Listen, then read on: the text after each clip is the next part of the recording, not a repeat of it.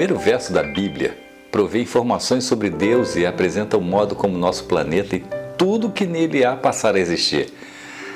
Nele nós encontramos respostas a 4 perguntas filosóficas básicas: quem, como, o que e o quando da nossa existência. A criação de Deus ela é descrita em Gênesis, no capítulo 1 e 2, como algo bom. E dessa forma, a criação de Deus e sua bondade estão juntas desde o princípio. E ele viu que tudo que ele havia feito era muito bom. Caminhando pelas páginas da Bíblia, nós encontramos uma promessa de Deus feita a Adão, a Eva, logo após o seu pecado e seu afastamento dele. Disse assim, em Gênesis 3, versículo 15, Deus disse assim: porém inimizade entre ti e a mulher. Deus disse isso para o diabo, que estava ocupando, através de mediunidade, a serpente. Ainda continuou dizendo: entre a tua descendência e o seu descendente, este ferirá a cabeça e tu lhe ferirás o calcanhar. Logo após a entrada do pecado no mundo, Deus colocou em prática o seu plano de resgate da humanidade através de um Redentor. Bem, as afirmações de que o ser humano é feito à imagem e semelhança de Deus revelam a proximidade e intimidade entre Deus e a humanidade. Apesar do pecado, essa proximidade e intimidade com Deus ainda pode continuar existindo. Nós fomos feitos especialmente para desfrutar o companheirismo e a comunhão com o nosso Criador. Isso desde o início, esse foi o plano de Deus na criação. O relacionamento entre Deus e a humanidade foi e é e sempre será um presente fantástico de Deus.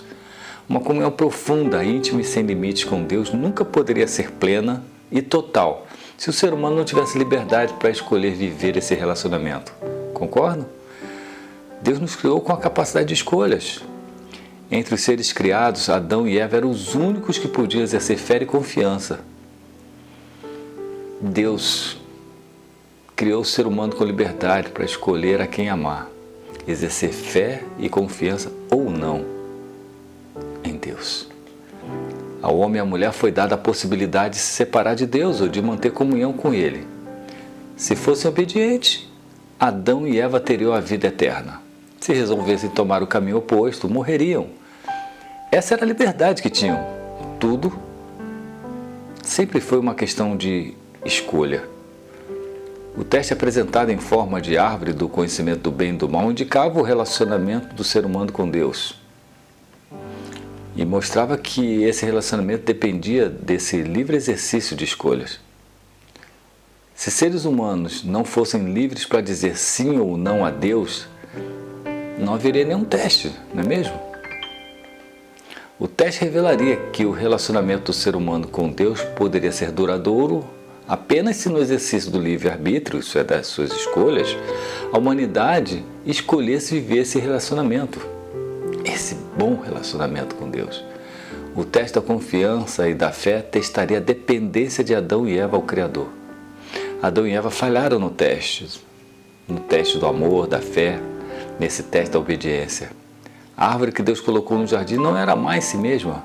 O mal estava em dar ouvidos à pessoa errada. O mal foi ter dado ouvidos à serpente, a quem Satanás estava usando como médium. Adão ouviu sua mulher, que por sua vez ouviu a serpente. E nenhum dos dois, nem Adão nem Eva, deram ouvidos a Deus. Então vamos entender. O pecado interrompeu o relacionamento da humanidade com Deus, desligando o ser humano da fonte da vida eterna.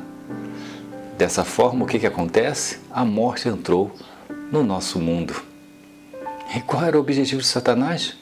Manchar o caráter de Deus para que perante o universo Deus fosse considerado injusto ou sem misericórdia.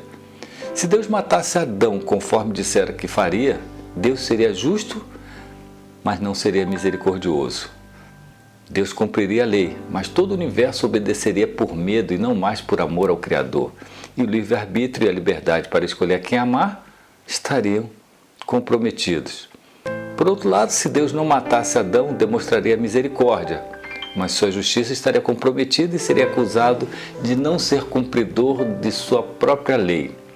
E Satanás poderia reivindicar seu retorno ao céu, de onde for expulso. A solução de Deus foi o plano da redenção humana, onde justiça e misericórdia se abraçariam, ou melhor, se beijariam. E nesse plano, o próprio Deus morreria no lugar de Adão e de todos os seus descendentes. A justiça exigida pela lei seria cumprida e a misericórdia seria derramada em amor pela humanidade criada. Mas para Deus morrer, ele teria que vir como um ser humano e vencer o teste onde Adão fracassou. O Salvador daria sua vida em troca da vida humana. Carregaria nosso pecado e culpa para que fôssemos feitos justiça para Deus. E então, Deus escolheu o povo de Israel para nele nascer o Salvador. Prometeu para Abraão, para Isaac e Jacó que na descendência deles viria o Messias. Por isso cuidou enviando seus mensageiros, os profetas, para preparar o povo para receber o Redentor. Que grande amor, o amor de Deus pela humanidade. Porém, o povo de Deus não estava respondendo à altura desse amor e muitos dos seus mensageiros foram mortos pelo próprio povo que Deus veio salvar. Estaremos nós fazendo diferentes hoje?